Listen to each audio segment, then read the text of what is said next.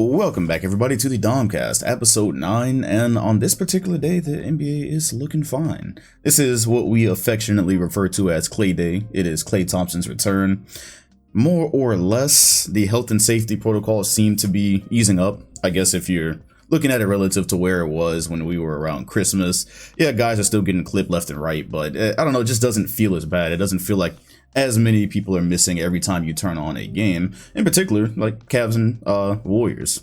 Almost had a full Warrior squad. Draymond might have been a little dramatic if you weren't watching. He had left calf tightness, so he checked into the game, or he started the game for tip-off and then took a foul to leave. He wanted to be there for Klay's return. Hey man, I guess that's the camaraderie, that's the brotherhood of that Warrior squad. Maybe a little bit dramatic, but whatever. You know what? I don't care, bro. Klay Thompson has not played basketball since we didn't even know what COVID was. Pandemics were just something we write about in public health classes at that point. And so people are saying, oh, they're treating Klay like he's the first player to ever be injured. Man, fuck y'all, bro. We don't care. We do not care. Well, I enjoyed that. That's actually where we're going to start. I am pleased enough with the league these days that I am back to the happy, neutral, and unhappy type thing. There's no tweets or 2K section today, so it's only going to go down to G League. But yeah, I did get enough topics to actually organize them. So we will start with Klay Thompson in a game that, nope, we ain't starting yet. I always have to do the regular things that I normally forget, like this podcast is on Spotify and Apple Podcasts. And if you're listening to it on Spotify, it's very easy for you to rate. Just press the little star button that's sitting right there and rate it 5 stars. Or don't rate it all. Appreciate you. All right, now we are looking at this Warriors game. I turned it off in the third quarter because, it's almost 11 p.m. out here on the East Coast. Game was getting out of hand. I pretty much figured that they probably weren't going to play Klay again. And I know me. I would love to sit and watch all this Lakers and Grizzlies game, but I just know that if I make it to 12 o'clock, I'm not starting a podcast at 12 and finishing it. And then I'll wake up tomorrow and I'm going to have to rush it. So we're starting now. In the middle of the Lakers and Grizzlies game, I'll be keeping an eye on it. But the Warriors game. So what did we see from Klay's return? Well, this game is actually officially over now. He played 20 minutes, so like they said, he was going to get about 5 minutes every quarter. Scored 17 points. He went 3 of 8 from 3, 7 of 18 from the field overall. And it was a game that he wasn't really playing Warriors basketball. This was all about get Klay Thompson his shots, get Klay Thompson acclimated to playing NBA basketball again, and that's literally what it was. I heard Stan Van Gundy say that Steve Kerr said they weren't gonna try to force things and they didn't want him to force, and they didn't want his teammates trying to force him the ball, but that's exactly what happened, bro. He went one-on-one on multiple possessions. But long story short, bro, I'm full of joy, man. I am full of joy watching Klay play, and specifically with this debut, because there were 2 versions that could have went down today. There's the one that we actually got, and then there's the one where he comes out and he's a bit slow and he's not that confident and he's missing all these shots. He definitely did miss a lot of the shots that he was forcing at the beginning, but check out the specific things that he did that showed us, okay, this is probably going to be a successful comeback. Of course, we can't foresee the future and freak accidents, but just from a confidence standpoint, his very first bucket was not a 3-pointer. It was kind of like a floater / layup thing, and it was an attack. He attacked and went straight at Jared Allen. Beautiful, because of course you think Klay Thompson, you think 3-pointers. I thought they were gonna like run a pin down or something, or maybe have him flare to the corner and get his first 3 as his first shot, and Chase Center was gonna erupt. No, he attacked, and that's great. That is beautiful because he's starting off the way he ended. Last time he was on a court, if I'm remembering correctly, he went to the rim and then he landed terribly. That's how he tore it. That's probably the hardest part of coming back from this type of injury, amongst all the physical barriers, would be just being scared to jump and land again. I'm nowhere near a professional. Hell, I'm not even running point guard for your local like YMCA team these days at this age. But the last time I injured my ankles very, very badly, my left ankle, very, very badly in 2020, and I ain't jumped the same since, bro. Whenever I play my brother in pickup now, I'm constantly trying not to land a certain way because I don't have time or money to be not walking for 2+ months. I don't get paid to do this shit. So yeah, great thing. He started off with that, but then he did it again later in the game. And he got a switch with Jared Allen on him. Jared Allen's obviously solid rim protector. Sometimes has some utility as a perimeter defender as well if he has to. But Klay saw that and he saw food. He saw blood in the water. Went under the legs a couple of times, attacked and yammed it. He yammed it. It was one of those type of dunks that you would have expected maybe in his first 5 games back. Like, okay, yeah, eventually he's going to get the confidence to go up there. He did that probably in the second, couldn't have been like second or third quarter. Couldn't have been much later than that. So 2 very strong drives there. He came out in the third quarter and started doing the side steps and step backs. I think he scored like 7 straight points or something like that. Had a 3 on a fast break. And so, very long story short, Klay Thompson, his confidence is there, and that's really what I wanted to see. I pretty much expected, he shot 38% from the field tonight. I pretty much expected that it wasn't going to be a typical efficient, super hot streak Klay night. But I just wanted to see what you look like after 2 of the most devastating injuries that you could possibly have. And you look at this as game 1. He might still have some of his slumps just because of conditioning and trying to get back into the flow of it. But by the time you get to the playoffs, he's able to stay on the court.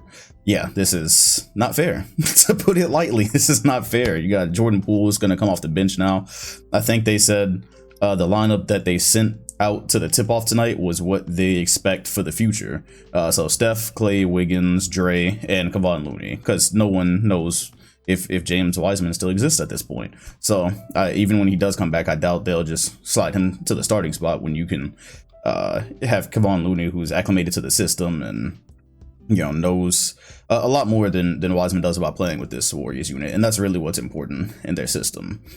So man, this is I'm still just kind of at a loss, because now we're looking at the 30-9 Warriors getting a very confident Klay back, and he's gonna be able to do, it looks like, I was looking on the defensive end. That's really what I've always been more interested in, because you've heard me reference Kevin Durant's Achilles, and the thing I always say is, well, if KD can come back from that, and we've seen some other guys come back from these devastating injuries, it really seems like sports medicine and training is at a place where you can damn near come back from anything and still be a great offensive player. I was wondering about the defense though, and lateral movement. Didn't get too many of those reps tonight. You would see him off ball and just shading over to help and stuff, but obviously they didn't want to put him on Darius Garland, who has an all-star argument for his first game, and he wasn't even playing enough minutes to really capture that assignment anyway. So not a whole lot of on-ball examples to go off of. That is something that I'll be keeping an eye on, because aside from making the Warriors impossibly tough to guard, as if they weren't already, you got Klay Thompson, the defender, to possibly worry about as well. So yeah, here in about 5 or 6 minutes, I've pretty much said all I can say about Klay's return. Is it what I expected? I don't know what I expected. Again, like I said, could have went either way. It literally could have just been terrible, as it looked like it was shaping up to be when he was probably, what, 1 of 7 at a point or something like that. Or it could, from a confidence standpoint, go great. That's the way it went. And we'll be tracking this. Hopefully he doesn't get, why would I put health and safety protocols out into the universe? I just hope that didn't happen, because he doesn't need any type of breaks right now. He just needs a lot of reps. And then you get to the playoffs, and every team not named the Phoenix Suns is gonna have a pretty tough time with this squad, basically. And even the Suns are gonna have a tough time. So you look at, I'm just looking down this roster, and you didn't even get Jonathan Kuminga minutes tonight. He's somebody else that you throw into this lineup. There's just so much going on for the Warriors. So if you couldn't tell, that starts off the happy section. We will get back to some Golden State Warrior talk a little bit later, because as a matter of fact, I kind of want to, you know what, I gotta make a decision quick here. Yeah, we'll go ahead and talk about the All-Star stuff. It's actually what we're gonna do. The All-Star stuff is really the neutral section, so maybe we'll start off with neutral. Klay is like his own thing, and then the All-Star is actually really important, and I don't want to make y'all wait for that, so we'll actually start in the neutral section. And I have it in the neutral because, like I said last week, I just in general I don't care that much about these all-star conversations. I care about them. They obviously have an effect later down the road when we're talking about guys' basketball resumes, but it just feels like the teams normally end up how they're supposed to be, and everybody who's supposed to be an all-star kind of gets that nod. So when you get these vote returns, I'm like, they're more comedy for me than anything. And these are comedy. These are absolute comedy. So they don't make me happy. They don't make me unhappy. Yeah, I'm just neutral on these. So this might be the first time we ever started with neutral. Yeah. The vote totals came in, the first fan returns, and that right there should tell you a lot about what you're about to hear. Just picking off some of the things that I see and remembering and trying to remember to talk about. Klay Thompson has more votes than Devin Booker, Chris Paul, Donovan Mitchell, and Anthony Edwards. Those are the only players that I really care that he has more than. Hell, even Westbrook. The fact that he hadn't been on the court is kind of crazy. But this is the type of thing that happens. It's also just not anything I wouldn't have expected. But you remember last week I was basically being Captain Save-A-Ho for Donovan Mitchell in my All-Star ballot. And then there was a comment that came out this week about him possibly caring about market size. And it just kind of feels like this is where it matters. He's got 217k votes and he's having he's having a good year. Donovan Mitchell is having a good year. We'll get to his cooking of Herb Jones in a little bit. A little bit later in the happy section. But yeah, for the year that he's having, 217k votes, and behind Devin Booker, who hasn't played. Sorry, Klay Thompson, who hasn't played, is just massively disrespectful. Looking over in like the Eastern Conference guard, Derrick Rose, and y'all know how much I love Derrick Rose. He sits 7th with 232k votes in front of Darius Garland and Fred VanVleet and Tyler Hero, but specifically Darius Garland and Fred VanVleet. And Fred VanVleet also sits 11,000 votes behind Darius Garland. And that one is like, okay, well, Garland plays in Cleveland, and then Fred plays in Toronto. Freddie is without a doubt having an all-star year. He just hit the tying shot and the dagger against the Pelicans tonight before the main event happened. He had, was it against the Jazz, where he just went off. It was pretty much the Jazz B team, but still, just really in line with what he's been doing this season. I talked about him on the pod a couple of weeks ago. And yeah, he's 10th in guards. He's going to be an all-star. It's going to be a reserve. But here he is behind D Rose, who's disappeared one day with ankle surgery, and we haven't seen his face since. He's also behind Kyrie Irving. Kyrie is in front of all these guys as well, who just played his very first game, which I do have Kyrie's return here. I do, yeah. Yeah, Kyrie hadn't played.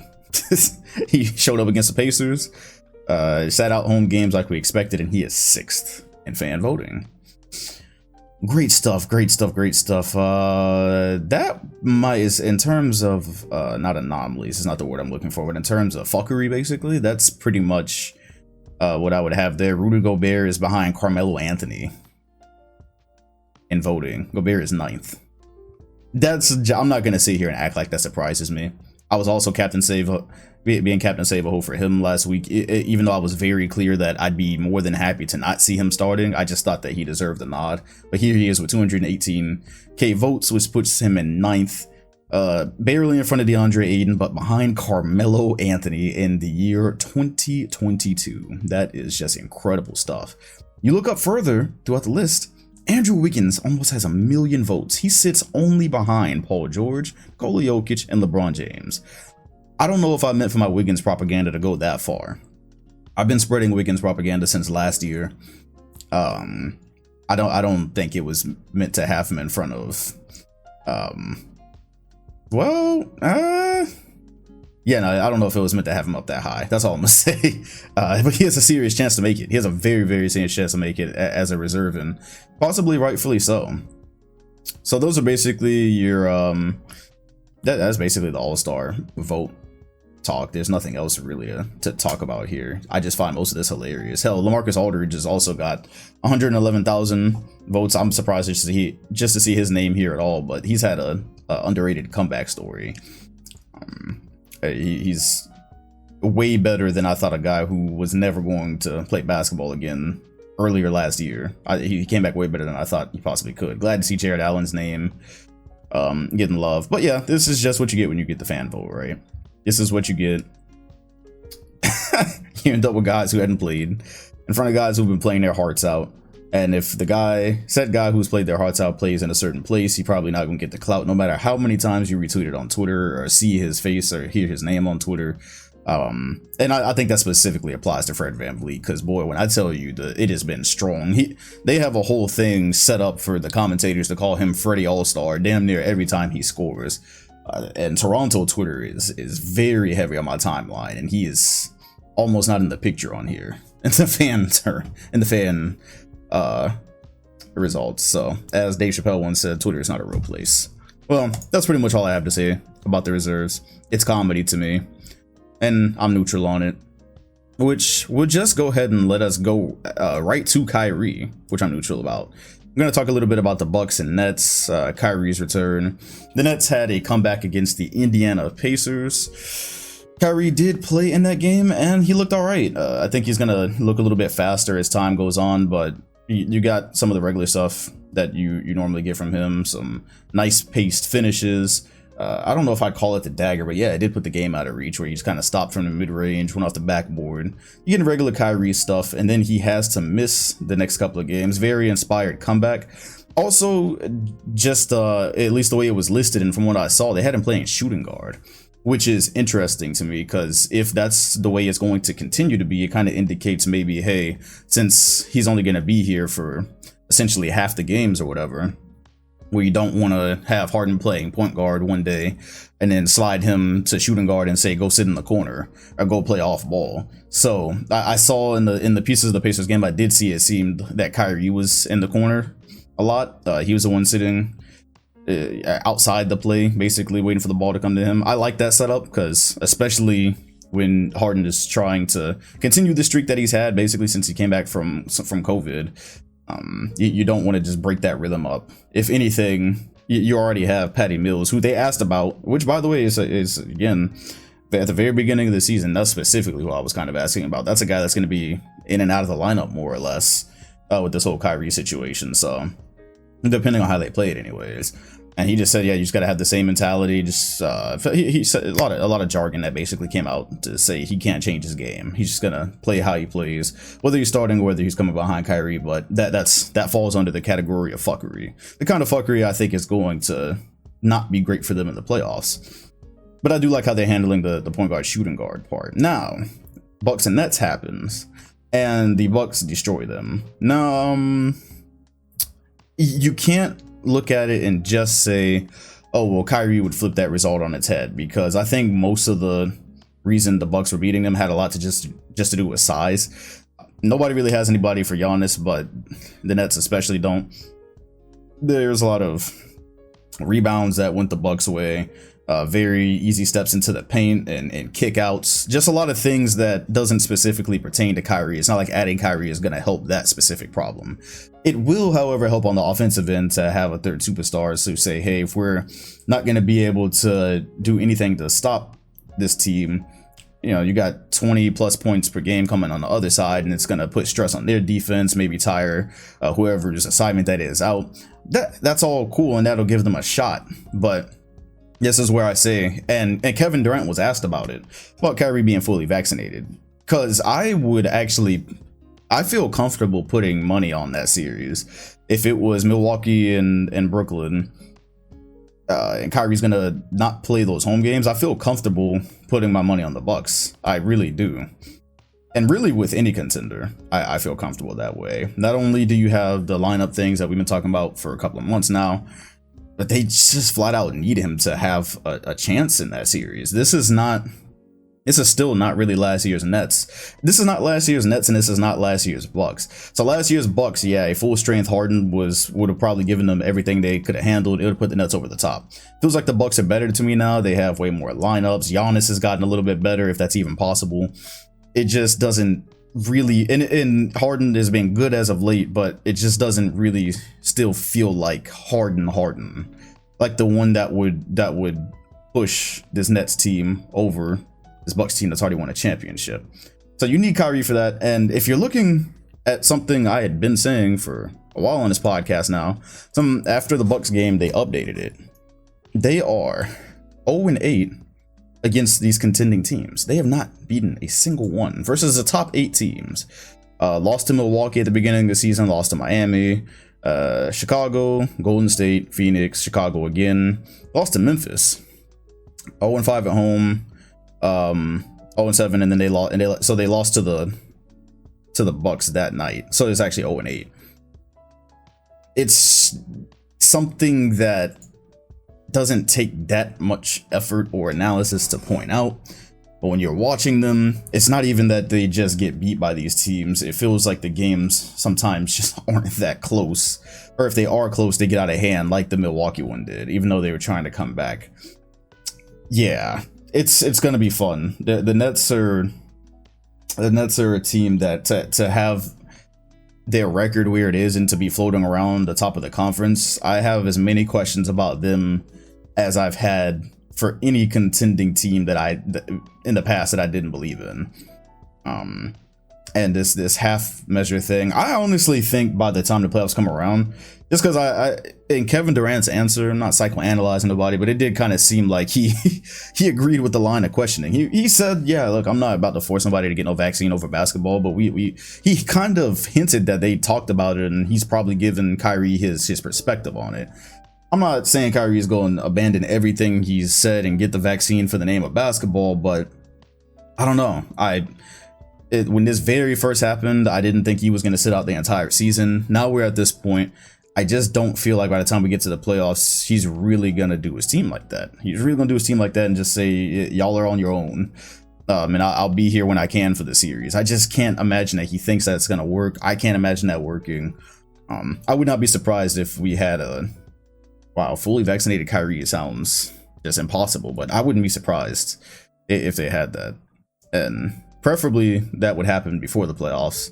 To give the Nets the best chance to gel, because they have some nice lineups. If you have a Harden, or if you're playing Patty Mills, you got Kyrie, Mills, Harden, KD, and then LaMarcus Aldridge or Claxton or something like that.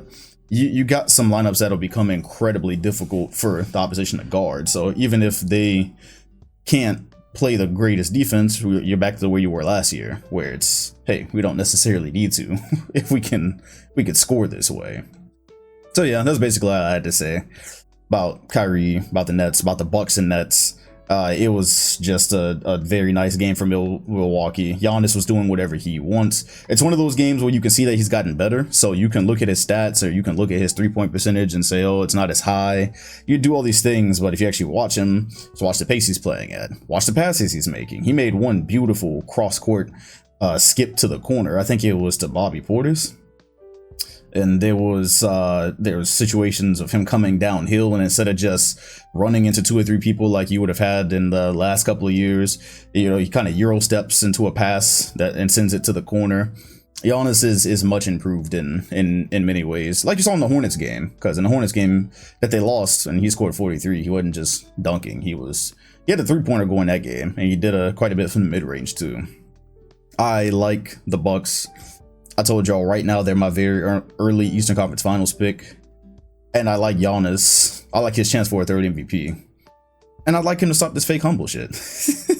I'd like Giannis to stop this fake humble shit, because he knows that he is going to finish his career top 10. He knows that very well. He knows very well he's on that trajectory, possibly easier than anybody we've really seen. Of course, you got LeBron, but at this age that he's at and everything he already has, and he's getting better, everything that he can have, that man is on a path that he doesn't need to be saying things like, oh, I'm not even close to being one of the best ever. Giannis, respectfully, we're gonna move on. We're gonna move on to some other things that I am neutral about. The updated MVP ladder, that would be the very natural next evolution, because MVP ladder is looking interesting. Steph went through a slump.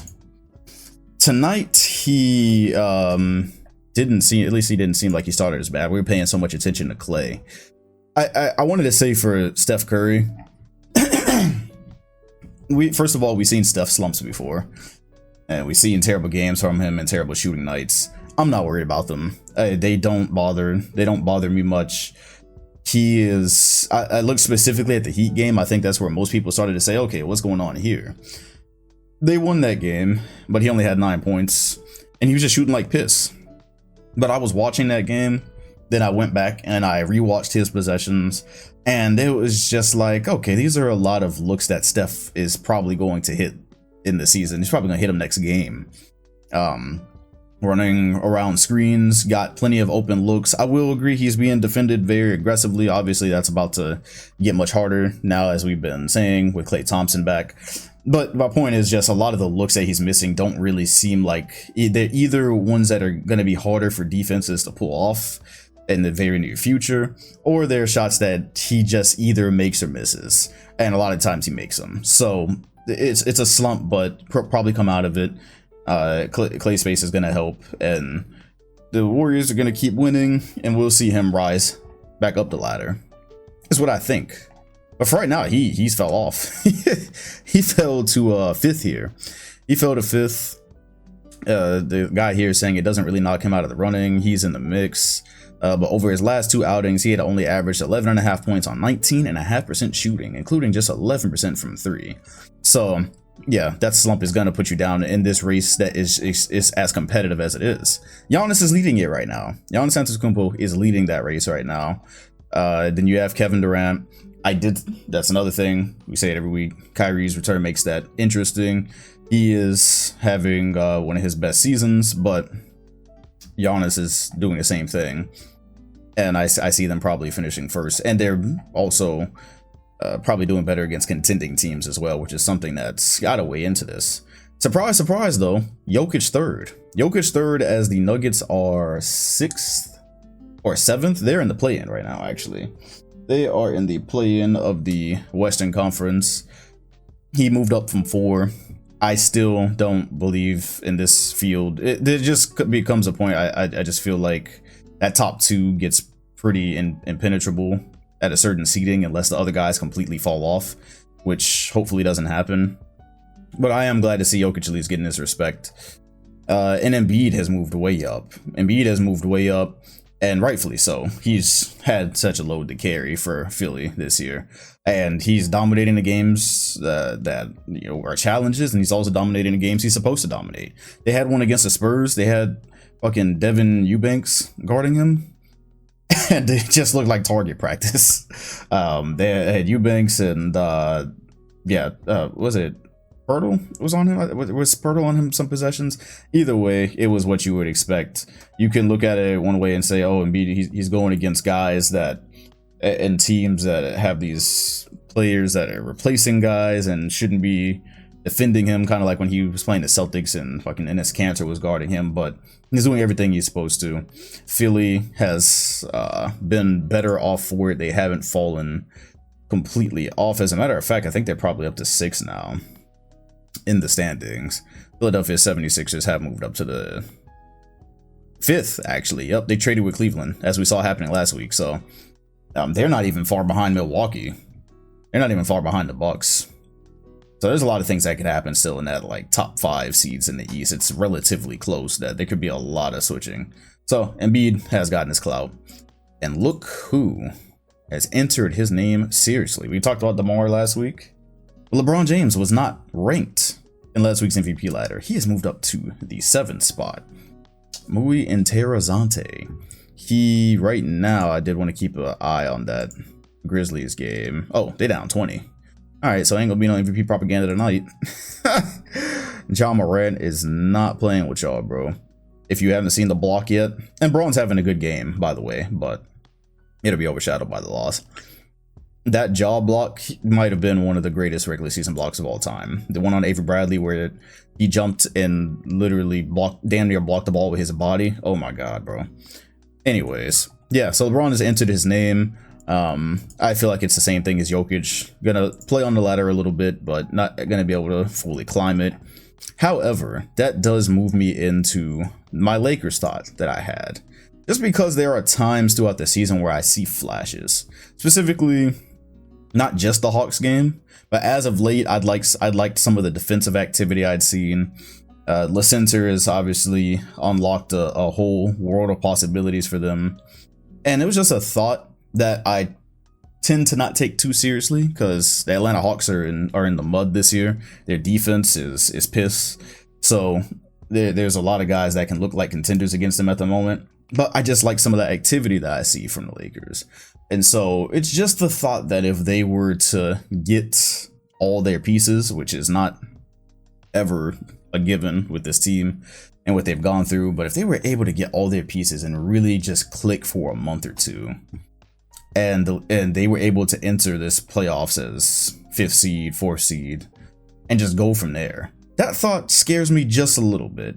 Because there's just times where I see the defensive activity looking a little bit better. Stanley Johnson looks like he's here to stick around. LeBron looks like those center minutes are going to continue, and there's some contention about it. So we've talked all about listener on this podcast. I'm not gonna rehash you everything that happens, but now there's the train of thought out there where people say, hey, I'd love to see them try that against the Nuggets. I'd love to see them try that against the Sixers. Teams with actual centers that are focal points of the offense. To which I say, obviously, LeBron James is not going to be guarding Jokic. He can't. LeBron James is not going to be guarding Joel Embiid. He cannot for a full game. That's not the utility of him being center. First of all, they go against teams like that. If you had LeBron at the 5 and it was a situation where you couldn't put AD on one of those guys, you're probably going to be zoning up quite a bit. That's one thing. But it's mostly, aside from him not having to go one-on-one with somebody and being able to roam, it just unlocks so much for them on offense. Monk has been a great pairing with it. Malik Monk has been a great pairing with him throughout the week. They're just figuring little things out, just little things on the board that just make me think they could just get everybody there and go for a while. Just maybe there's a thought, just maybe. But not really, though. I told you I'm not really taking it seriously. There's not a version of me that's seriously considering this Lakers team putting it together in February and being good enough by April or May to beat Golden State. That's very hard to get there when Golden State is getting better. However, that thought it culminated in thinking about LeBron James. And y'all know I really don't do GOAT talk anymore. The last time I did a GOAT video, I believe, comparison anyways, was 4 years ago. I was still in college when I made that. It's gonna turn 4 in 2 months, actually. It was the MJ and LeBron video. I retired from arguing GOAT status and all that because it just doesn't feel worth it. I mean, it's a never-ending argument. Y'all remember Pokemon? Remember Groudon and Kyogre? Now Rayquaza had to come break that up, but apparently there was some like primal instinct for them to just always be at war or something like that. I probably fucked that all up, but that's how I remember it. That's how I'm gonna remember Pokemon Emerald from when I was younger. And that just really seems like the MJ and LeBron thing. I still scroll through threads and see the same exact fights happening every single day. I just refuse to participate anymore. I did my time. I retired. But as a guy who retired arguing points for MJ, it is kind of insane to start to look at the scale of things. And I get to a point where I look at the calendar, it says 2022. I'm like, whoa, wait a minute. Game 6 in Boston was 10 years ago. I was in the 12th grade. I was in the 11th grade, sorry. I was in the 11th grade. I am now a 26-year-old man. And LeBron, that was probably that's still one of his best games ever, if not his best game ever. That was 10 years ago, and now we're at a point where he's still breaking all type of records. He's in year 19. His averages are what they are. Don't need to rehash you all the numbers he's doing that nobody at this age could do, but he's also now playing center, which I have seen a counterpoint when people say, oh, he's just playing center on paper. To which I respond, watch the games. Braun is, just because he's not straight posting up and drop stepping people and giving them hook shots does not mean he's not playing center. Watch the games. The man is playing center. We've gone through it for 2 or 3 podcasts now. And it got to a point where I'm like, man, if he were to win a championship, I don't take it seriously this year, but if he were to win it this year, and a big part of it was him playing center, it would get extremely difficult to argue against LeBron James. It would get very, very hard. I would not, and I told you I don't do it anymore, so you ain't gonna get none of them videos from me anyways, but it would get very hard to be making a video like I made 4 years ago. I'm trying to argue that there's somebody better. And you wonder how long it'll go on. Are we going to get 3 more years now? Like three more years of his career, and he slowly transitions into whatever. I kind of talked about this last week. It's just a thought. They're just thoughts about the Lakers, just thoughts about LeBron, just some things that I found interesting. That's all.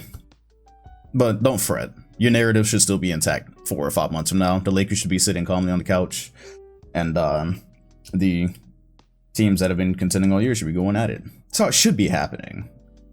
But I'm here for the fuckery. I don't care. Celtics ain't winning nothing this year anyway, so I'm here for the chaos if they do figure it out.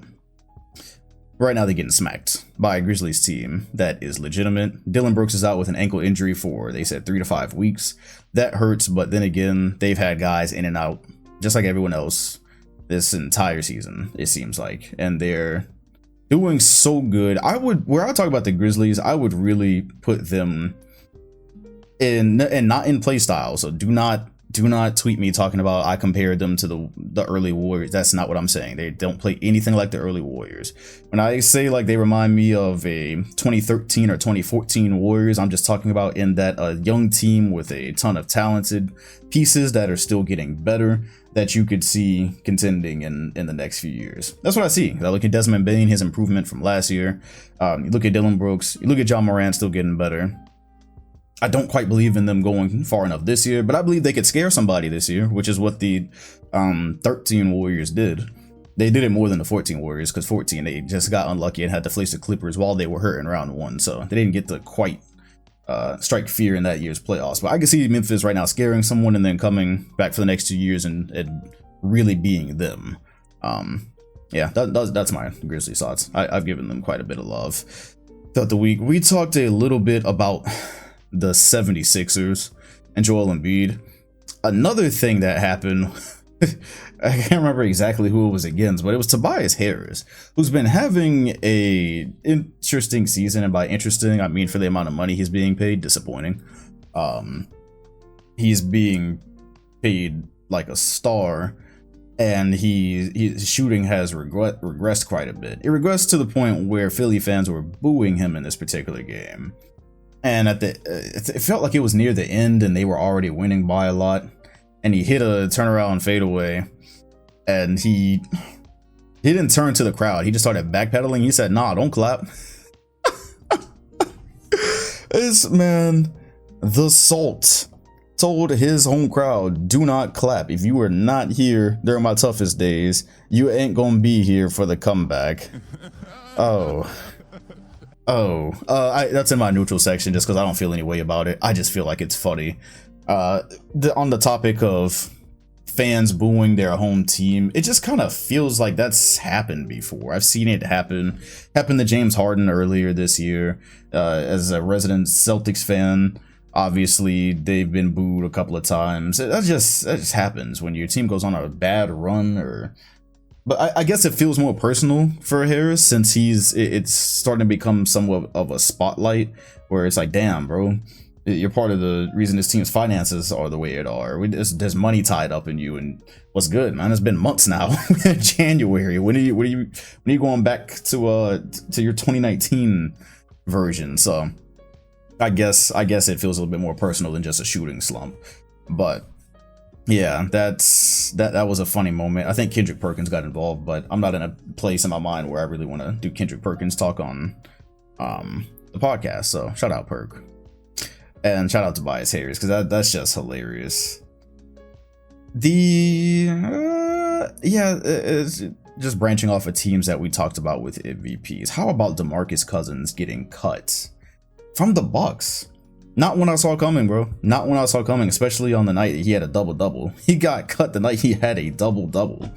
I'd kind of gotten comfortable with him being there, and I forgot his deal was not guaranteed. And I believe tomorrow, actually, the 10th, I think a lot of those deals will become guaranteed. So Milwaukee said, appreciate your contributions, but we are going to be saving that for something else. As a matter of fact, I think they picked up Luke Cornett. If you don't remember him, I've seen him in the G League a little bit this season. I even think he had a very tiny stint in Boston. And as a big, he's in theory supposed to be able to shoot the ball. If I can, in my mind, come up with the reason why they did it, I'm pretty sure that's why, because they're probably looking at the long-term utility of DeMarcus Cousins, and if they really are going to be playing without a Brook Lopez, which I've theorized that it might be. Cousins was not shooting the 3-ball well. The last time I looked, it was at 28%. He would have times where you could still, or have a night where he could hit a decent amount of them, but overall, it wasn't enough to give you belief that throughout the playoffs, he's going to be able to provide spacing, and teams will start to key in on that. Because other than that, I thought he was solid, as with the double-double. Thought he was cleaning up. nice as just kind of like a general workhorse player, I guess. Yeah, cleaning up rebounds. He's not really giving you a whole lot defensively at all. I don't think that's what they expected when they signed him. But yeah, I just thought he just needed to kind of hold the fort. I thought he'd done that. But yeah, Bobby Portis, the whole big deal about him ever since the playoffs last year is you give Giannis so much space being able to play the 5 while still being able to rebound. And I guess it's just they want to have multiple lineups where they can do that with. So you get to a playoff series and all of a sudden Cousins is standing on the wing or the corner or wherever, and guys are making life tougher for Giannis because of it, and now you have to play Bobby Portis a crazy amount of minutes. I guess that's a train of thought. So they're gonna go with Cornet, and yeah, in theory, he should be able to space the floor. Cousins is now going to be signed with the Nuggets. He's going to be playing behind Nikola Jokic, to which I just say, yeah, man. Somebody came in the Twitch chat the other day and asked me what team I could see him on. I really didn't have... I don't feel like Cousins is a needle mover for anybody. I feel like he's exactly what he was in Milwaukee. Just hold the fort for some minutes until your other guy gets back. The Nuggets are obviously in a deeper bind than a 2022 DeMarcus Cousins will get them out of. But he'll provide some nice minutes while Jokic is off the floor. I guess that's probably the best thing there, because if I were to be completely honest with you, I watch so many Jokic minutes. I low-key don't pay attention when he's not on the floor. I kind of don't know what's going on when he's not on the floor and who's backing him up. I want to say Gerald Green, but it's nothing of consequence. Like I said, their problems run deeper than a backup center. It's, hey, Jamal Murray, we need you. Hey, Michael Porter Jr., we need you to come develop and play up to this contract. It's, hey, we just need a healthy team around Jokic. Just need, in general, healthy players around Jokic. So, I'm glad Cousins still has a job. Knew he still would. He'd played enough basketball in Milwaukee to still have a job. And he will be doing so in Denver. We will see if he moves on. That would take me straight into Lance Stevenson talk, but that's in the happy section. We can keep talking about big men, because the Suns went ahead and signed Bismack Biyombo, who came in and played very well. Did a lot of good things for them. I am pausing right now because I'd been watching their guy who they call Sticks, Jalen Smith. And I really liked what he was bringing as essentially a third stringer, right? He's behind McGee, he's behind DeAndre Ayton. It's like, okay, I'd seen him handle the ball a little bit. He's not shooting the 3 particularly well, but he still has a willingness to shoot it. I've seen him with some nice rim protecting reps. Miles Bridges tried to end his young career. It did not work. I really liked, and especially just as a partner in the pick and roll with Chris Paul. It seems like Chris Paul can have anybody as a pick and roll partner, but it was working out with Jalen Smith, with this young guy. And so I guess I was just kind of a little bit confused by this, because now you have 4 bigs when you're fully healthy. You got Aiden, you got McGee, you got Sticks, you got Biyombo. I guess because you're not Smith has shown enough to continue to play. I guess there'll be times where they put him at 4. And continue to get him minutes. But again, I don't know how deep the rotation is how deep they're gonna be digging into the rotation throughout the year. But yeah, that one just kind of caught my eye, because I was like, huh, they've been doing fine. And of course, you're gonna get everybody back. McGee was having probably his best season. I don't know if it's his best. When the Nuggets paid him all that money, he was pretty good. But McGee's been having his best season as of late, and that's behind Aiden already, so it's probably not that many spaces left. I'm not sure how much Biyombo is actually gonna play down the road. But also that kind of makes me wonder about Smith's contract, and I don't know. I like Jalen Smith. I'm president of a couple of fan clubs these days. Omir Yurtsevin stan club, and Jalen Smith. So I'm just curious. Keep an eye on it is pretty much what I would say. I want to save that one for last. The Atlanta Hawks report came out that they are more likely to trade Cam Reddish and to extend him. Surprised me, as obviously the Hawks just in general are having a tough time this season and being able to gain any footing, so it's kind of hard to evaluate what they have going on. But I felt like there are points in the season where I like Cam Reddish's potential. However, I guess this kind of makes sense. I think Reddish, even if it's not in Atlanta, he has a bright future. If he can sit somewhere where he can really bud, as a high option in the offense. I can see I've seen flashes this year that make me think that that's a possible thing. But also for an Atlanta team that was in the conference finals last year and very possibly could have been in the finals, you start to look, and the league gets better, obviously, and they figure you out and they plan for you a little bit more. I'm not saying that's exactly what's led to what's happened this year, because obviously it's a lot more about just availability for them and being able to build certain concepts, having the guys there to build certain concepts. However, it would have been hard to imagine, and it's still hard to imagine, even if they get everyone back, this same roster going that far in the Eastern Conference. Now there's 4 or 5 teams here that are this legit. You kind of look and say you're gonna need probably roster upgrades around Trae Young in the very near future to have that type of success again, like a legitimate number 2, as in star or superstar type player. And so in that way, I could see saying, okay, like maybe you develop Cam Reddish and he possibly becomes someone like that guy, or he's packaged in a deal for that guy. And one of the names we've heard with Atlanta that makes sense, we've heard Ben Simmons. We have heard that name, as we've heard with a lot of young teams. So we'll see what happens there. Did want to put that in your ear, though, that Cam Reddish, the future may not be in red for him. The Hawks jerseys are red. They have red in them. You got mostly black and you got white, but there's some red in them. Anyways, that is what's happening with ATL. Trae Young, having a great season, but getting hoed. Not necessarily in the fan vote. I didn't really mention y'all in his fan vote.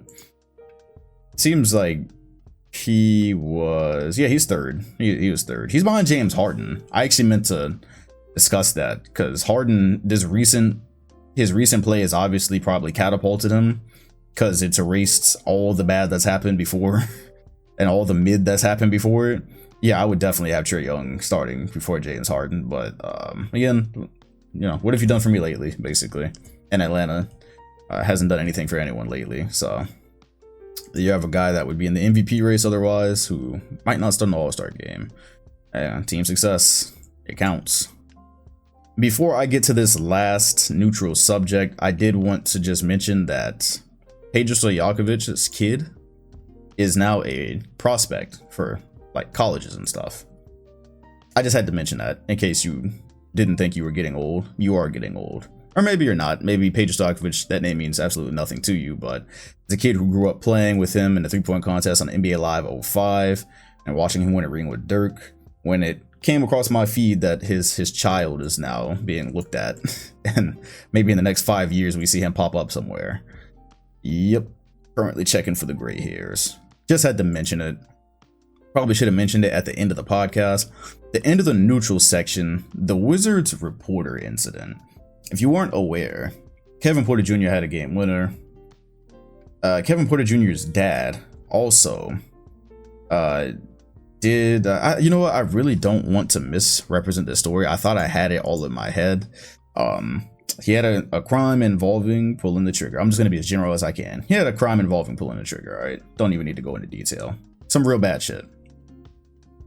And when Kevin Porter hit the game winner, the Wizards reporter, very nonchalantly and didn't really seem like he meant any harm, he goes like, oh yeah, he pulled the trigger right on time, just like his dad. And then LeBron retweeted it and basically tried to fire him. And then you go to the guy's page and he says, this was an honest mistake. I thought Kevin Porter Jr. was the son of another player.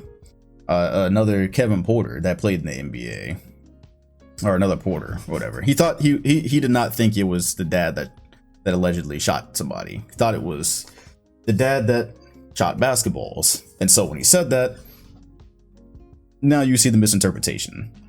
I have it in my neutral section because, to be honest, I really don't think anybody who would want to keep their job would actually say something like that and expect it to go over well. I mean, of course, you do have the stupid ass Warriors commentators who last week basically made fun of Facu Campazzo being a foreigner, so that happened. But they're also the Warriors commentators and they're not going anywhere. As you see, that just got swept under the rug and nobody ever talked about it again.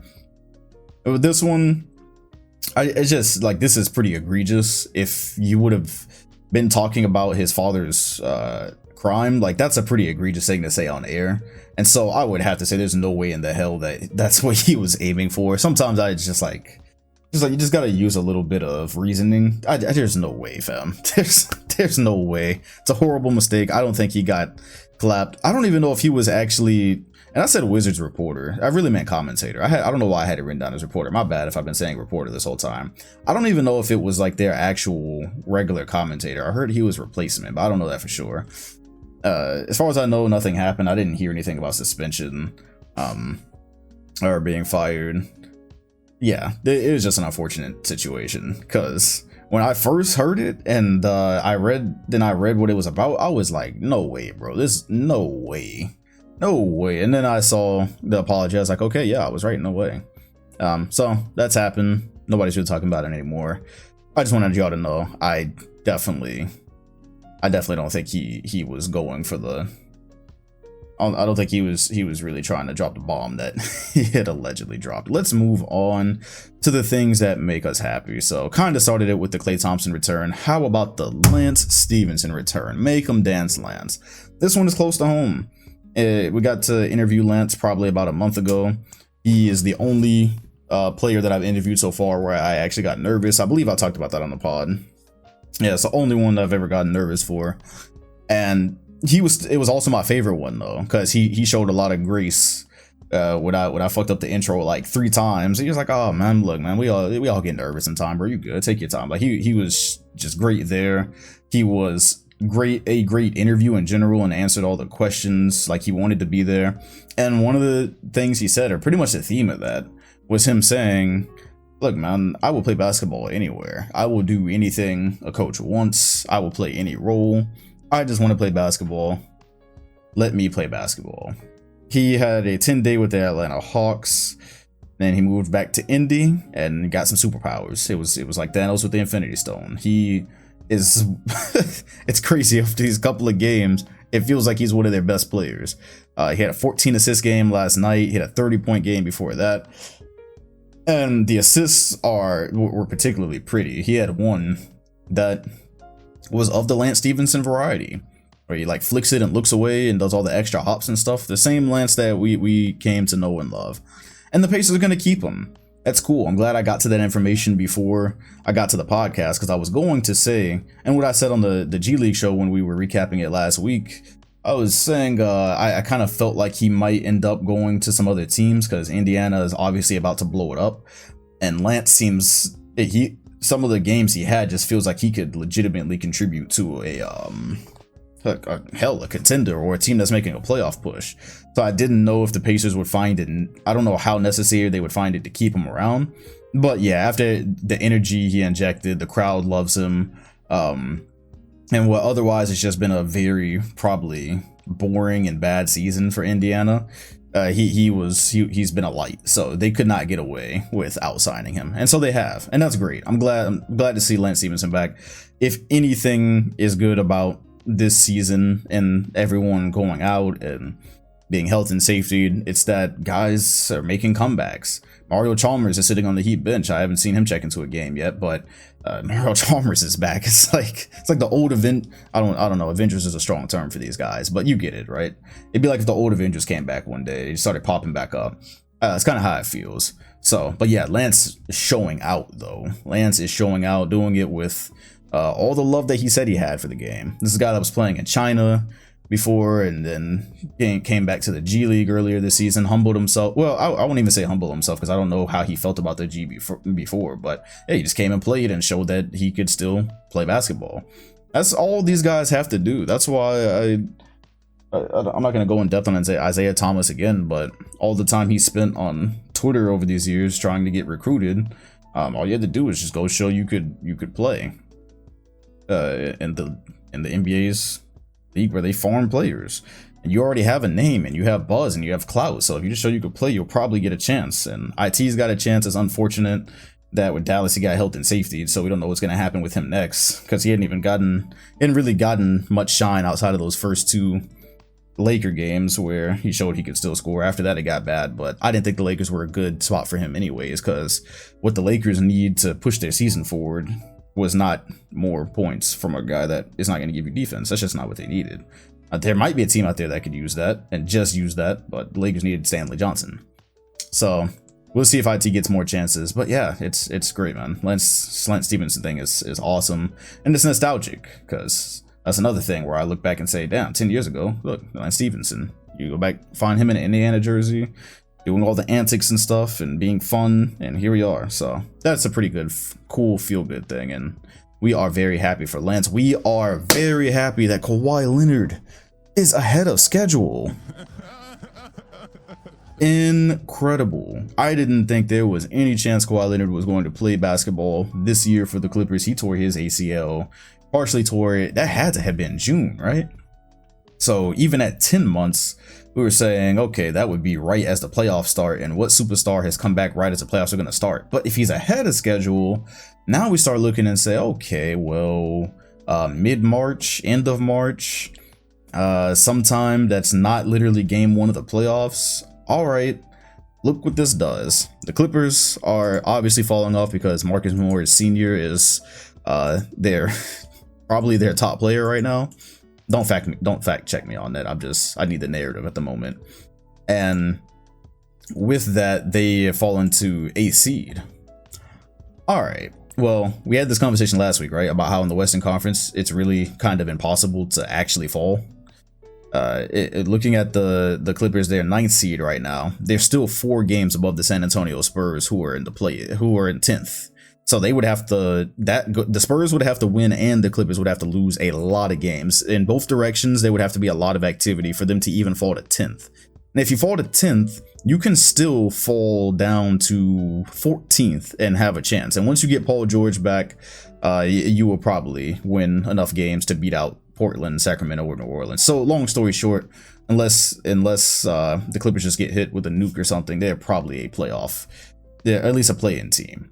Okay, staying in play-in range and getting Paul George back and then getting Kawhi Leonard back sets you up for a situation where you probably end up the 8th seed, the Clippers at the 8th seed, with Kawhi, and we know these days how guys come back from ACL and Achilles injuries, so he's coming back from the ACL. I can kind of start to assume that a superstar gonna be a superstar. That would be unfortunate for a team like Phoenix to have to play them in the first round. Not because they're 100% guaranteed to lose or anything. It's because you worked hard for that seed. And even not even just that, right? At this point, 1 and 2, there's a world out there where you might end up with the Clippers 8th and the Lakers 7th. So 1 and 2, whoever you are, which at this point actually still could be Utah. Utah could still slip into that. Oh, that would be, oh boy. Oh, that would be unfortunate. That would be very unfortunate. That would be extremely unfortunate for Utah to grab 2nd or 1st and then deal with one of these teams in the first round that, like, if they play the Lakers, they maybe should be able to beat them still, but also you're playing LeBron and AD, and if you're not a team that's been to the finals before, maybe that's not a great thing. Either way, yeah, 1 and 2, you might not get a nice first round matchup. And just based off what the Clippers did last year when they were healthy in the playoffs, man, that would be some fuckery. Man, I'm here for the chaos, bro. I am here for the chaos. Shout out to Kawhi for getting healthy. We don't see no interviews. We don't see nothing, bro. I did see him do one of those little Christmas skits, actually. One of those little Christmas commercials for the Clippers. I don't know what you call those little shorts that they have all the players do. I saw him there. But, yeah, you just don't hear much. Ahead of schedule. Man. Kawhi back. Klay back. Kyrie back. We've been suffering through this season a bit, but the playoffs have potential. A lot of potential. Well, speaking of the Utah Jazz, who may or may not end up getting cooked in a scenario like that, boy, Donovan Mitchell cooked Herb Jones. If you don't care about the Jazz and don't care about the Pelicans, so I'm pretty sure I'm 2 for 2 right there, and you didn't see any film from that game, just watch Donovan Mitchell's highlights. That's all you gotta do. Because Herb Jones is, by the way, a top rookie defender. And I don't know if Herb Jones owed Donovan money, or if he said something about him, if there's like an old tweet, or if they were in an AAU game and Herb did something to him years ago. I don't know. But Mitchell cooked him. Off the top of my head, he had to have in like the 36-point range of points. He had 3 straight plays where Herb, and I mean 3 straight plays, like consecutive plays of Herb slipping and sliding around the floor.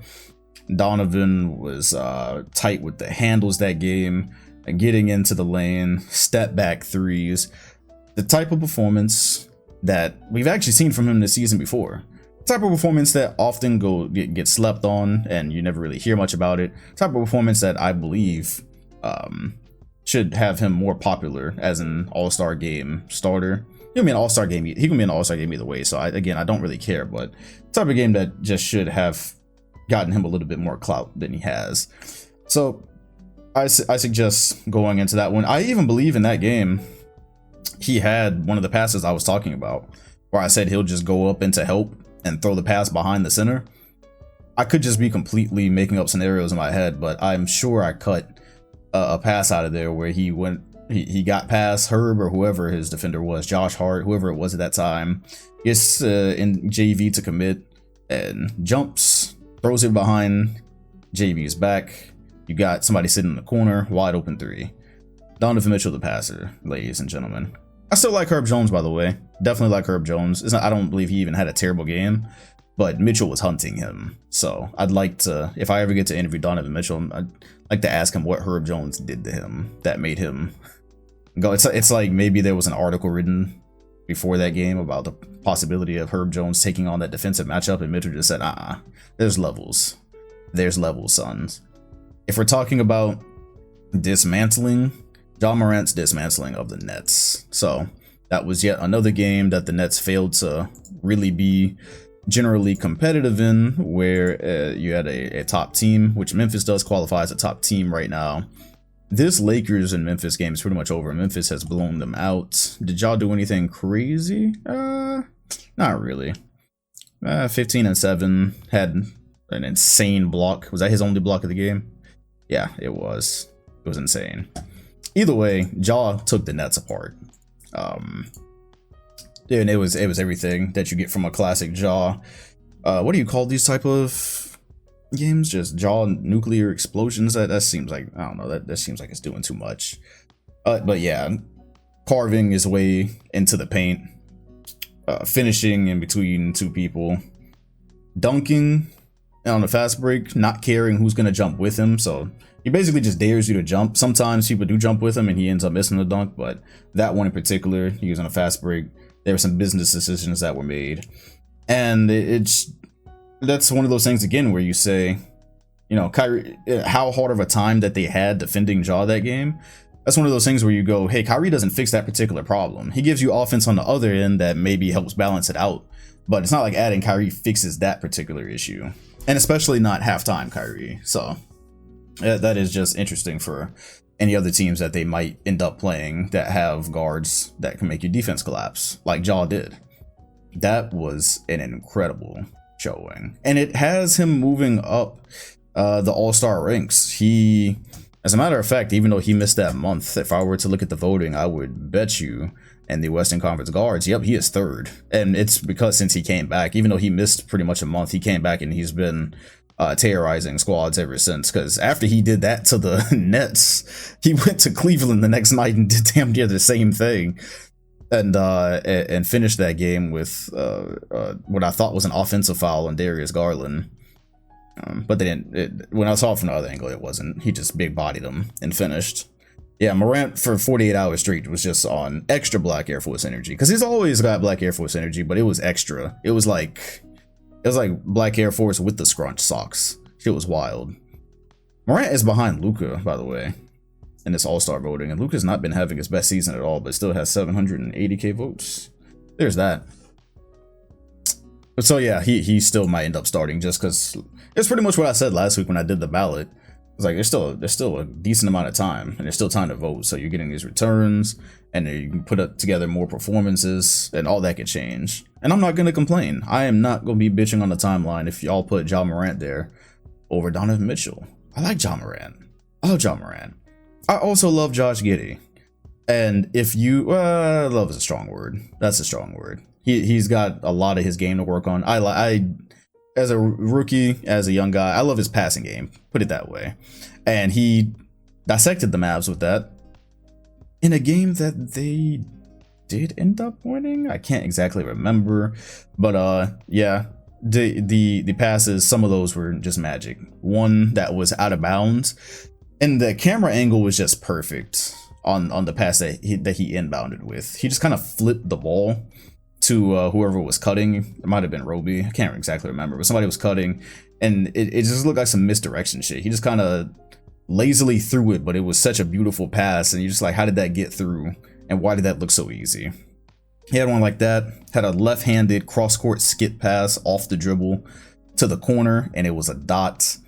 I think he had in the neighborhood of 14 or 15 assists. So Giddey's he's not shooting well from the three-point line. He's got a lot of offensive games to work on, obviously. Hopefully he gets better at defense. It kind of reminds me of the assessment of his game that became a meme, because when he was first getting scouted, I remember there was a picture that said weaknesses, and everything was a weakness. It's like long range shooting, shot creation, driving. They were like, this man's weakness is basketball. But passing is not a weakness at all. So I recommend that to you. If you hadn't seen Giddey's performance against the Mavs, whether they won or lost, just go look at his passing. Because the Thunder, they're gonna be special once they put all this together and they get guys solidly in their roles and having figured out who they are. I am excited for the future in OKC. The last thing that I am happy about would be, we mentioned KPJ's game winner. It was just, he didn't have a great shooting night, but it was nice to see him get that game winner after his suspension, because I don't want anything but, good for a lot of these guys, man, for a lot of them.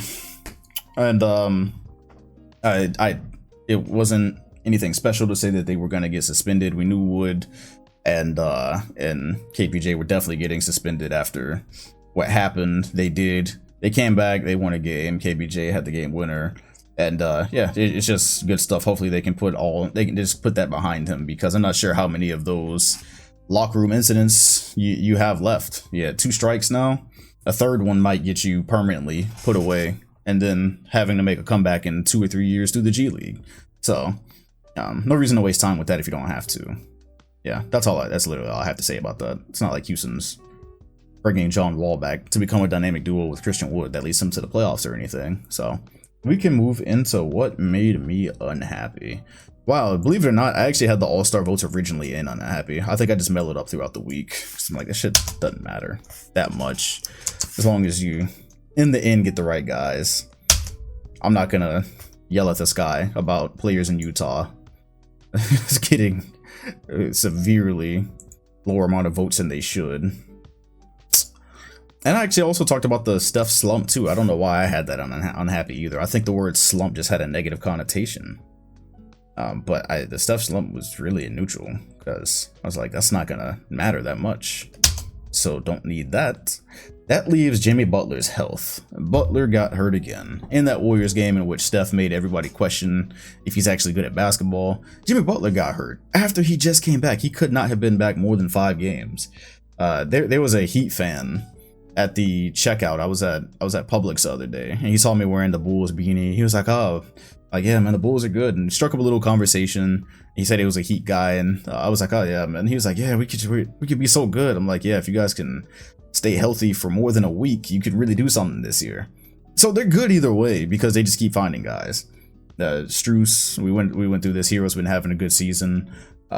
They just absolutely dog walked Phoenix last night without Bam, without Jimmy. Hell, I don't even think Gabe Vincent was there. They dog walked a more or less full Suns roster, which is crazy. Not the fact that they won, just the fact that they stomped them. So it's been fun, but you just gotta wonder when. Because Butler's health is becoming an actual... It feels like that's becoming a trend. I don't know the actual numbers off the top of my head, but it just feels like Jimmy Butler's health or lack thereof is becoming a thing. You had 52 games last year out of the, what did we play, 72? At 58 games in 2020, but of course 2020 got cut short. In 2019, you had 65 games. 2018, 59 games. It just feels like there's always something. And so in this particular one, it looked much worse than it was. Apparently, it was just a right ankle sprain. His foot got jammed in a very awkward way, so it had me scared about other things. But yeah, he's out again. He's out again, and at this point, you start to wonder. You just start to worry about rhythm. You're gonna get Bam back sooner or later. It seems like he's been out for a while now. You're gonna get Bam back, and eventually you get Jimmy back. But you just kind of wonder when's the next injury coming for this squad. Because it's nice to be able to have an Omer Yurtseven come in and grab every rebound that's available in the game of basketball and shoot some. But at a certain point, it's like, okay, yeah, we need Bam's attributes as a pick and roll defender. We need him and his chemistry to get right with Kyle Lowry on the pick and roll as a lob threat. You just kind of got to figure those things out as well as you can, given what the Eastern Conference is. Again, just talk about the positives of guys always being out. Miami's found out they can play anybody damn near and still compete and still contend, so that's nice. Just at a certain point, you got to put it all together, and I just kind of wonder when that's going to happen. Same thing for the Lakers. That's really what I'll talk about with the Lakers earlier. That's what I'm saying here for the Heat. Just win, God. We'll be in February before you know it. It's like that's the 2-month mark from the playoffs. They got plenty of time, but. Yeah, Jimmy Butler is officially like entering my concerned list. Concern. I'm not concerned about the Celtics. I've given up hope on this specific season, really. I didn't really have that much hope to begin with, but they blew another lead, surprise, Christmas Day, and there's this one. They are 2-10 in games decided by 5 points or less as of the first Knicks game that they played. So yeah, still 2-10 because they've only played the Knicks since then, and that game was a blowout. They were probably up by like 20. Then things happened, and by things I mean Evan Fournier. What was the Evan Fournier stat that I had? Did I bookmark it or did I screenshot it? Something like 20% of Evan Fournier's points on the season have come against the Celtics. Because he has like, I don't know, 500 points or something. So whatever 20% of 500 is, don't check the math. It probably won't make sense when you hear it. But just know a lot of the points that he scored at all this season came against Boston. He had a 40-point game. He hit every three he looked at. It was particularly interesting because we always get these Ime Udoka comments, and a lot of it has to do with basically just saying our team ain't shit. We ain't got no leadership. We don't have no direction. We don't have effort. Like, it's those type of things. But this one was particularly fascinating because he said we didn't follow the game. Well, ain't no we. I don't play for the team, especially not this team. He said something like, "Yeah, they didn't follow the game plan. They kept going under when defending Evan Fournier." And all right, how does that happen? You got before the game. You got days before the game. You know who you're playing. You got guys who scouted that out. You talk about it before the game. You probably talk about it during the game, right? How did it happen that nobody followed the game plan for the whole time he was going off? I just don't understand. I feel like there's talking amongst players. I feel like there's talking from the coach to the players that at least get you to follow that plan, and then you go from there. But to after the game come out with the assessment that it just wasn't followed leads me to wonder how it wasn't followed. Just because there's communication that happens that keeps something like that from happening. So if that communication's not happening, you wonder why, and that leads to a whole nother can of worms. But it wasn't even Evan Fournier they lost to. That's just the catalyst. After a very tough sidestep from Jason Tatum to tie the game, which I didn't like the look, but whatever. That's just what we do. RJ Barrett hit like a fadeaway contested three-pointer with the outstretched hand of Jason Tatum. Banked it in. And I watched it go the whole way, and when he shot it, I was like, oh, okay, cool, now there's no way. And then, of course, there was a way. So, that's how they lost that game. Another hood classic against the Knicks. Celtics are 10th in the Eastern Conference. Jaylen Brown and Jason Tatum have apparently had a conversation about how this could work long-term, and they've came out with the conclusion that, yay, it can. except for the fact that I remember when Kyrie Irving said, hey, I talked to Kobe about how I can avoid a breakup with LeBron, and you know what? I think I can make this work. I've heard this shit before, fam. I've heard the everything's good and rosy conversations before, and I just, it doesn't move me. I'm not saying that there's beef between Jalen and Jason at all. I'm not saying that there's beef. Not even saying that they're lying. I'm just saying they don't move me because I've heard these things before. It's kind of like whenever a team has a team meeting and they come out all inspired, and then it lasts for like a half. And then it's back to regular bullshit. I don't know if there's a team meeting that's actually ever turned around a season. Basically saying all this to say I'm not moved yet. I'm not moved. I still feel like it's gonna take some magic from Brad Stevens to actually put the roster around these guys that they would need to win. And if they do that, I'm all for it. Just so y'all know where I stand, I don't want one of them to have to get traded one day at all. Show me the magic, basically, on how to get this roster from where it is to where it could be in that situation. Because when I watch them, I only ever see these flashes of how good they could be. With this roster that they have right now, you see these flashes defensively, and then where things are clicking offensively. And you're like, oh wait, this is that 4th or 3rd seeded Celtics team, and the one that could easily be in the conference finals. And it never lasts for a full game, it feels like. And against contending teams or whoever, it just doesn't feel like it ever lasts.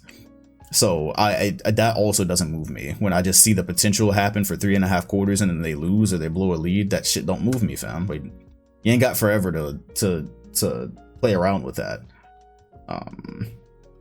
Yeah, that's what happened. That's what happened. Diary of a fringe Celtics fan in 2022. Starting to wrap things up here.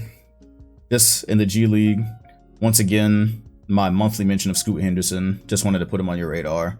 I'm just gonna casually scoot the name. I swear I didn't do that on purpose. I'm gonna casually scoot the name Scoot Henderson across your desk every now and then, because I feel like you should know that there's a 17-year-old in the G League that at times plays like a grown man, and one of your teams is gonna draft him, and you're gonna have a good time. Unless I'm just completely wrong. He plays for the Ignite team. That's what it's built for. The regular season has started, and I like what I see from him. And you still have like a year off, so he's going to develop even more. Somebody's going to get one in Scoot. So just sliding that in there. Hadn't talked about him since probably the first podcast of the year.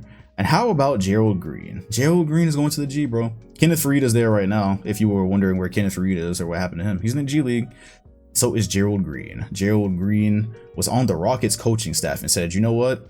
I'm looking at these guys. Isaiah Thomas done came back. Lance Stevenson done got a job. Fucking Greg Monroe came in and played like a well-rounded big man.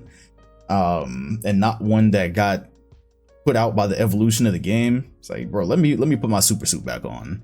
So I'm pretty sure he's going to play for Rio Grande, which is the Rockets affiliate. And you might see Gerald Green playing for one of these teams. Because again, when you've played in the NBA and you already have a certain skill set, all you got to do is show that the skill set still exists. And once 5 players get protocoled, you get a call up. It's kind of how it works. So Gerald Green will be there. That will be fun to watch. Yeah, that's what I'm trying to say. It's gonna be fun to watch. It's always fun to watch former NBA players play down there because they end up with like 20 something points, 7 assists. They do that consistently, and then end up on a team sitting next to Udonis Haslem, never getting in the game unless you're Lance Stevenson. That's pretty much it. That is pretty much it for this week's podcast. I don't even know why I gave the G League its own section. It's kind of difficult right now, I'm not gonna lie, just because everyone that you would know basically is in the NBA now, or they're spending time in the NBA. So you follow the G League for the first half of the season, and you start getting acclimated with these names, and it feels like so many of them are gone now. And even the NBA players, the NBA needs everyone. So it's like I'm having to relearn the league all over again. But it's fun nonetheless. If you think this podcast was fun, you can rate it, you can hit the like button, you can subscribe and hit the bell next to my name for notifications every time that one drops. Apple Podcasts, all that good stuff. Welcome back, Klay. Welcome back, Kyrie Irving. We will be tracking them throughout the week. The way it goes, Kyrie might only play like one game, or he might not play at all. I haven't looked at the net schedule. Just before I fully wrap it up, quick shout outs to some of you guys' teams that are killing it. The Bulls just now, actually today, lost. So they would have had a 10-game win streak. They were on a 9-game win streak to sit them at the top of the Eastern Conference. Again, not much separation, only a game and a half above the Nets. And then the Heat's B team has kept them afloat. So everything's still real fluid there. Cleveland is just trying to avoid the play-in at this point with all the injuries that they've had. I sense that might be a little bit hard because now the Raptors have come knocking. They spent a lot of the season around the 10th seed. Here they are now at the 7th. Fred VanVleet, All-Star. Siakam not doing half bad. And they don't have a crowd either. They've won 6 straight and they're playing crowdless basketball. So back to bubble stats, right? No, not quite. Nothing like the bubble. But yeah, it might be hard for Cleveland to hold that though. Shout out to Rondo, new Cavalier. I didn't necessarily like what I saw today. The Western Conference, Golden State, Phoenix tied. Like we said, Jazz covered that they had a chance. Denver and LA fighting for who's gonna be in that play-in spot or not be in that play-in spot. Memphis and Dallas, Ja Morant versus Luka would be the first round right now, but it's way too early to start doing that. Minnesota just existing in that play-in range. Talk about the Clippers. Those are the standings right now. Those are the standings. That's all I've wanted to discuss. I appreciate y'all. I will see y'all next week.